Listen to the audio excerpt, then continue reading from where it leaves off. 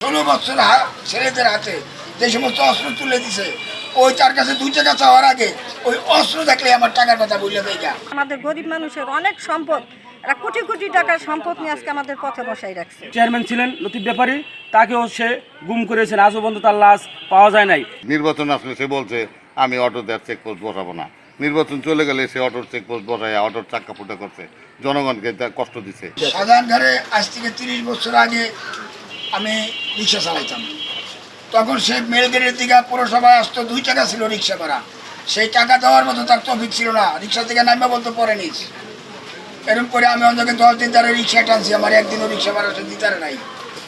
আর আজকেও 30 বছর পর আজকে 2024-এ ওই 2 টাকার কথা তার কাছে পাওয়ার মতো সাহস আমার হয় না। অর্থাৎ সে 16 বছর ছেলেদের হাতে যে সমস্ত অস্ত্র তুলে দিছে, ওই তার কাছে 2 টাকা চাওয়ার আগে ওই অস্ত্র দেখলে আমার টাকার কথা বললে দেয় যা। তা আমি আর সাধারণকার বিরুদ্ধে কী বলবো আর তার উদ্দেশ্যে কী বলবো? তলবগুলি করছে সে মন্ত্রী হওয়ার পরে। এর আগে তাদের তেমন কোনো ধন সম্পত্তি বা অর্থ ছিল না, সে ছিল পুঁজিবাদের বিপক্ষে। যখন সে মন্ত্রী হয়ে গেল তখনই সে পুঁজিবাদের পক্ষে এসে গেল এবং তখন সে অনেক টাকার মালিক হয়েছে। তার ভাই ব্রাদার কালুকা, ওই কী কয় যাত্রু নানা, এদের মাধ্যমে ঠিকাদারি কাজ নিয়ন্ত্রণ, ওই আমাদের সড়ক নিয়ন্ত্রণ, আমাদের অটো শ্রমিকদের বিভিন্নভাবে নির্যাতন করছে। বিশেষ করে আমি একজন অটো শ্রমিক সংগঠনের সাধারণ সম্পাদক, আমি তাদের কাছে বহুবার গেছি তার এই অটোর চেকপোস্ট বন্ধ করতে, অথচ সে কখনো এটা করে নাই। নির্বাচন আসলে সে বলছে আমি অটোতে আর চেকপোস্ট বসাবো না। নির্বাচন চলে গেলে সে অটোর চেকপোস্ট বসায় অটোর চাক্কা ফুটা করছে, জনগণকে কষ্ট দিচ্ছে। তাদের ঘর ছিল টিনের ঘর, সে জাসদ ছিল, তার বাবা ছিল আমলিক। সে জাসদ কইরা এই দেশের মানুষ খুন গুম অনেক করাইছে এবং ক্ষমতায় এসে মন্ত্রী অবস্থায় হয়ে সে লুৎফর খালাসিকে ফ্যামিলি সহ তাদেরকে হত্যা করেছে।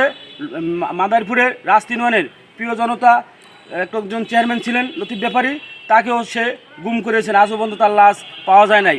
আমরা এর জ্বালা যন্ত্রণায় মানে অধৈর্য হয়ে গেছি। আমি একজন সাধারণ মহিলা, আমাকেও নাশকতা মামলা থেকে রেহাই দেয়নি। 2014 সালে আমার নাশকতা মামলার আসামি করছে।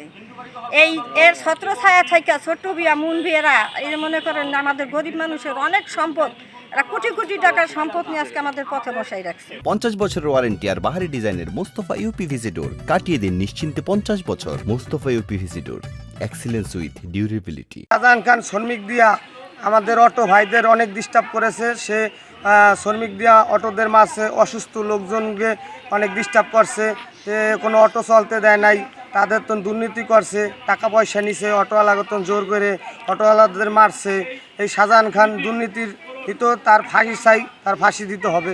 মাদারপুরে একেবারে জিম্মি করে ফেলেছিল, ঠিক আছে, সব কিছুই তাদের নিয়ন্ত্রণ ছিল। বড় মসজিদ, বণিক সমিতি, ব্যবসায়ী, চেম্বার অফ কমার্স, সব কিছুই তাদের খানকেও নিয়ন্ত্রণে ছিল। তারপরে আইনজীবী সমিতি বা কোর্ট, এটাও তাদের নিয়ন্ত্রণ ছিল। তার ছোটো ভাই কালু খান কোর্ট নিয়ন্ত্রণ করতো। আমরা শুনতাম জিনিসটা, সে 2 পক্ষের তো নিয়ে বলে টাকা খাইতো, মানে আসামি পক্ষের তো খাইতো, বাদী পক্ষের তো খাইতো। তারা মানে কোর্টটার একেবারে পুরো নৈরাজ্যে পরিপূর্ণ করে রাখছে।